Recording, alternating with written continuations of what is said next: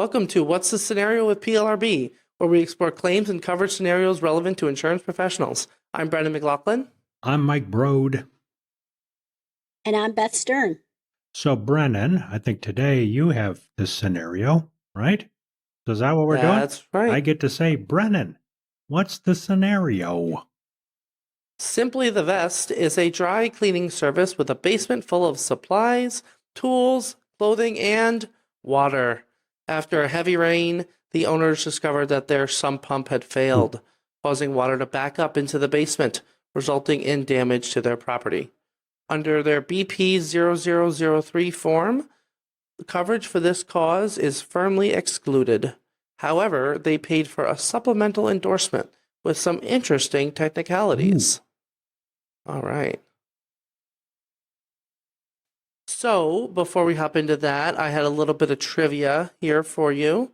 You're looking at a picture of a screw pump.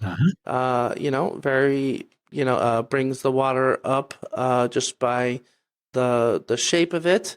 Do you have a guess in what decade this was invented? And we're talking the 19. Is a 19 in front of this, Brennan, or is it a 16, 18, 19? I'll go 40s. All right, Mike, you caught on to my trick question here. Okay. It's the 230s BC. Yeah, this was invented. All right, I'm way off. It was invented by Archimedes, or at least attributed to him, and just the idea of getting water up out of the ground has been around for a really, really long time, and just kind of looking into the history of sump pumps. Okay. And I think I was focusing on modern plumbing things, but not. Okay, got me. Yeah, I was trying to throw you off. And I was definitely thinking Archimedes, yes, back in ancient Roman days, maybe. I don't know, but yeah. So what was the name of that company again, Brendan? I liked it. That was actually a good name for Simply the Vest. I like that. You like Simply the Vest? That's awesome. So first, Brennan, the first thing you said, it was clear that they didn't have coverage under their underlying policy, which I think you said was a BP form, correct? Yes. That's the BP 0003. Okay.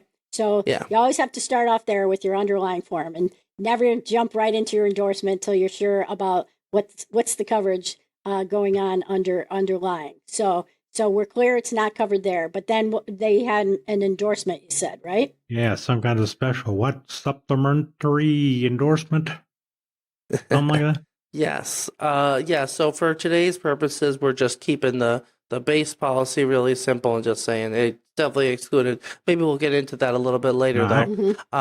But for now, we want to take a look at this supplementary endorsement. Easy for you to say, yes. Yeah, right. So this is amending the form, and it's actually, it's several pages long. It's got the name of the company at the top.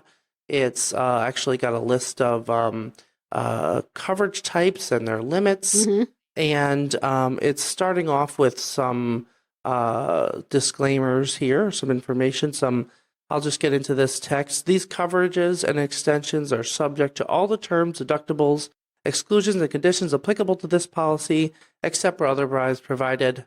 Then hopping into Section 1, property. Except as otherwise provided, the following extensions apply to property located in or on the building described in the declarations, or in the open or in a vehicle within 1,000 feet of the described premises. And we don't need to get into 100 feet, 1,000 feet, but the point is, what are we looking at here? We're looking at an endorsement that's really been customized to the insured. It looks like the insured, maybe the agent, insurance company, they all work together to develop a packet of endorsements that really fit this insured specific needs. This is something you're going to run into occasionally, not just there's freestanding endorsements, sure, that an individual insured can pick up, but if you're a business, you can really work with the insurance company to customize something like this. Right. And the important point is, Yep. Brennan, like you talked about, I mean, we talk about reading through your contract, which is important, but yeah, endorsements are huge because, like you said, the standard contract might have excluded this thing as water backup or flood or something, but now all of a sudden we've got some potentially added coverage, but you need to read your endorsements to make sure you find that stuff. Right. Absolutely. And presumably you're in the transaction, you identified these needs that you have, and then they put together this kind of supplemental list of coverages that they're giving this particular insured. And I think when I noticed when you first showed it, they gave a limit for these too. So they told you not only what coverage you have, but what limit you're given for each of these supplemental coverages. Yeah, so really diving into detail there. Just some examples of some things you can do with this in the business owner's context. You can add coverage types. So, for example, there's coverage for brands and labels now. If you have branded or label merchandise that's damaged, the insured can get coverage for expenses incurred in stamping it as salvage or removing those brands or labels. Right. That's not going to apply to every insured, but it could be really valuable for certain insureds. Right. There's added coverage for claims expense, which I thought was really interesting. The expenses involved in assisting the insurance company with the investigation or defense of the claim. You might have a company that, you've got some really detailed or complicated records. You're anticipating that if there's a claim, there could be a lot involved. That might be a coverage that's worth it. But reading through this in detail, actually a lot of these, most of the clauses in the sample that we have here, they delete and replace existing clauses in the BP. So the only thing they're really changing is the amount of the applicable limit. Or maybe like the time, number of days available for like how many days the insured's afforded to move damaged property to preserve it, for example. So, it could be a subtle change like that, and not just a broad addition of coverage. And Beth can correct me if I'm wrong, but I used to say it was a lot easier. Like if you had something you said was excluded, well, sometimes the court's going to go along with that. Sometimes they're not going to go along with that. But if you come back like this one and say we have limited coverage for the backup of or sump pump failure, you put a limit there, all of a sudden you're providing coverage. It's just limited. That's a lot easier to get a court to agree that, yeah, that's clear that your limit here is $25,000 or whatever it was versus you always nebulous. You don't know. Are they going to agree with you that this is what's excluded or not? So it's a smart way to limit what can be a catastrophic loss, but still helping out your insured by providing some coverage for them. So it's really a good deal. And we see this, it's something we see a lot with either these water type of claims, a backup and overflow coverage, or maybe, mold additional coverage. You'll get $10,000 for that or something where these are things that are generally going to be excluded, but they'll give you some additional coverage for here. Yep. All right. So let's take a look back at our scenario. Okay. So we're thinking about, let's say we're stipulating that under the BP 03, 003, water that backs up or overflows is going to be excluded. Right. So let's look at what the supplemental endorsement does for us. It's going to give it back in some capacity. Yay. There's going to be a lot of reading this particular language. Yeah, Are you reading it's it, going to do a couple of things. It gives you back. So the first thing it does is we will pay for direct physical loss or damage caused by water or waterborne material which backs up through sewers or drains, or water which overflows or is otherwise discharged, which is all. This otherwise discharged is newer kind of language, which could cover a backup or an overflow or any other way that the water comes out from a sump pump or sump related equipment. So, that's part one of what happens here. They're giving you this coverage for water that backs up or overflows or is otherwise discharged. So in this case, you said that, there was all kinds of heavy rain and then the water backed up into this place. So there's always a couple of things you have to look at here. Was it an overflow or a backup? Because in a lot of policies, that's going to be an issue. But here it seems like we're including overflows or is otherwise discharged or backs up. So we have it all kind of covered here. So we don't really have to analyze the type of water, where it's coming from, how it's discharging, because those are all things that can be really important. So like in your thing, Beth, if it was the sump pump failed, that's one thing. So that's why the water backed up. But if your sump pump couldn't keep up with it. Right. Then it would be coming out of the sump.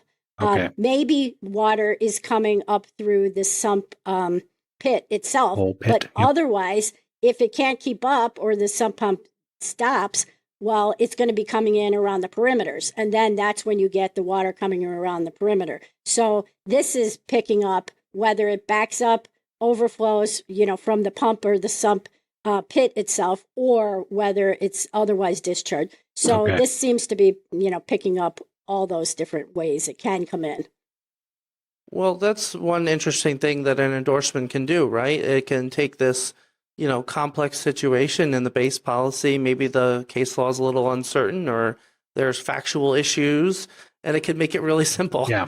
Either cutting one way or the other way. Yeah, right. Yeah. And that's the key. You have to actually, look at the exact policy language and fit it to your scenario, look at your facts. Where did the water come in? How did it come in? And then you can look at your policy language and match those up. See how it works out. Yeah. Mm-hmm. So in this case, I'm sure the insured would be happy if we stopped here. But there's a little bit more complexity to this. There's you kind of alluded to this in the context of where the water's coming from. But what if the sump pump had some kind of issue? And the endorsement covers that. So with respect to that specific paragraph, we will not pay the cost of repairing or replacing a sump pump or its related equipment in the event of mechanical breakdown.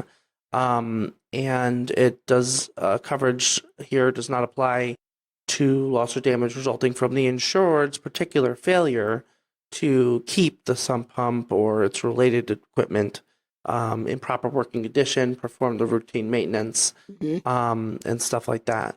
So this looks like we're talking here about they're providing coverage for this water that came in because of whatever happened here, whether it was mechanical, whether it was a power failure, whether it was the insured failing to keep this thing up. This makes it clear they don't want to pay for that. Nothing having to do with the pump, but they're providing coverage here for the water and what happened with that. Yeah. And if you don't maintain your system and it just overflows because it had a big tree root or a leak in it or a wad of something, it's you got to keep it free of obstructions. That's fair. Yeah, right. And you have to keep your pump working properly and in good working order. Even though I'm not sure with my sump pump if I've done I don't know what maintenance I have to do to my sump pump. I don't know. Right. I think the thing that comes up most often is maybe not even maintenance related so much, but a lot of it depends on if the power goes out, then your pump's not going to work. So then you might need a battery backup, that type of thing. So when you get to these sump pump issues, a lot of it has to do with that. Yeah. Was it this a power thing or was this, they don't want to pay if this is some kind of mechanical breakdown or something that happened because of the insured's failure. But that could be different than a situation where the power's out. But each claim has to be, assessed on its individual merits, right? Well, and the interesting thing I find about this specific endorsement is that, it does bar coverage in the event of mechanical breakdown, but it's specifically for the cost of repairing the sump pump itself. Right. Yeah. So I think if I'm reading this correctly, as long as there's nothing, some kind of failure on the part of the insured, if that sump pump breaks and there's damage to the property in the room, it should still be covered because there's discharge or overflow or whatever. But we're not paying for the pump. That's fine. We'll pay for all your simply the vests that were down there that got damaged. Right. It's just a room full of vests. Right. Yeah. We only clean vests at this place. Right. There's one other thing I wanted to mention, Brennan, if that's okay. Yeah, please. Okay, so this water backup coverage that they give you. There's a number of aspects to it. First, they give you the coverage. It's talking about what we provide, but then at the end, I was reading through the entire coverage. With respect to the coverage provided herein, the water exclusion is replaced by the following. So not only they're saying we give you this additional coverage, but the water damage exclusion as it existed in your underlying BP policy, they've changed that a little. And what they've done is they've taken, usually the water exclusions in three parts, the flood, surface water, water that backs up through sewers or drains. And then the third is water below the surface of the ground. So this is the second part, usually water, which backs up through sewers or drains. And so what they've done is they've rewritten that water exclusion, but left out this part. So in other words, they're just kind of reiterating what giving you this additional coverage does to that exclusion. So you always have to look at both of those together. You have to look at the coverage they're giving you, but then you also have to look at how is the exclusion reading now. And that gets into a lot of other issues where very often water that's going to come in sometimes is going to be coming around, as I mentioned, the perimeter. Water below the surface of the ground is going to come in because your pump wasn't working. So then we have to analyze this, because the exclusion still has your water below the surface of the ground exclusion, but it also has coverage for sump overflow. So that's where you might have to look at the coverage, the causation rules in your particular state, and how these things blend together. And just by way of, we do have a couple of things, in our database, a Q&A, I know, where we analyze, the interaction between water that backs up through sewers or drains coverage, but then you still have your flood or surface water or water below the surface exclusion. So I can give you a couple links to provide for this that I think we can refer people to. Wow. All right. Awesome. Well, got to tell the whole story, right? Yeah.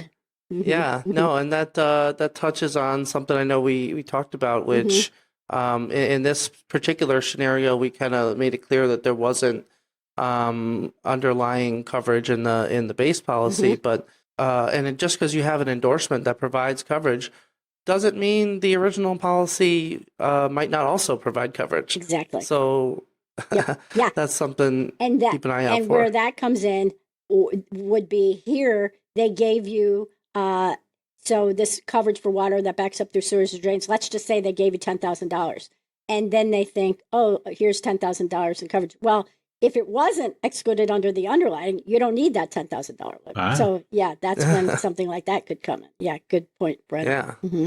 All right, let's now wrap up with some key takeaways.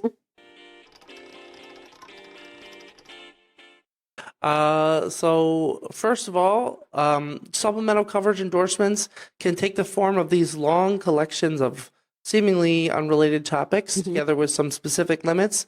They can be created by the insured in collaboration with the insurance company. Many of those endorsements could simply delete and replace clauses in the base policy or alter the limits, and others can add coverage. You have to look at the exact wording of the coverage provided by the endorsement to see how it changes the form. Some change the water damage exclusion, and some just add additional coverage. Exactly. So, Mike, where can an adjuster go to learn more? I don't know. Oh, I know. You can go out to plrb.org and check out all sorts of stuff. I know Beth's team has plenty of stuff under their database on all sorts of cool stuff. And this coverage question actually came up. What's sub pump versus septic pump? Maybe that was a bad movie back from the 60s. I don't know. But there's also coverage questions of the weeks about sewer backup and coverage and flood exclusion. I know we have stuff on the education side that talks about different types of water damage and whatnot. Oh, Brennan, there's plenty of stuff to explore at plrb.org, so check it out. Oh, will you put that in the show notes too? I'm sorry. All right, will do. And there you'll also find a recap of the key points from this episode and links to our social media. Don't forget to subscribe and rate us, and please give us a call at 630-509-8704 and leave a voicemail to share your adjuster story. Yay. We'll see you next time. Bye, Aye. everybody. Thanks, Beth. Yep. Bye. Bye. The views and opinions expressed in this resource are those of the individual speaker and not necessarily those of the Property and Liability Resource Bureau, its membership, or any organization with which the presenter is employed or affiliated. The information, ideas, and opinions are presented as information only and not as legal advice or offers of representation. Individual policy language and state laws vary, and listeners should rely on guidance from their companies and counsel as appropriate.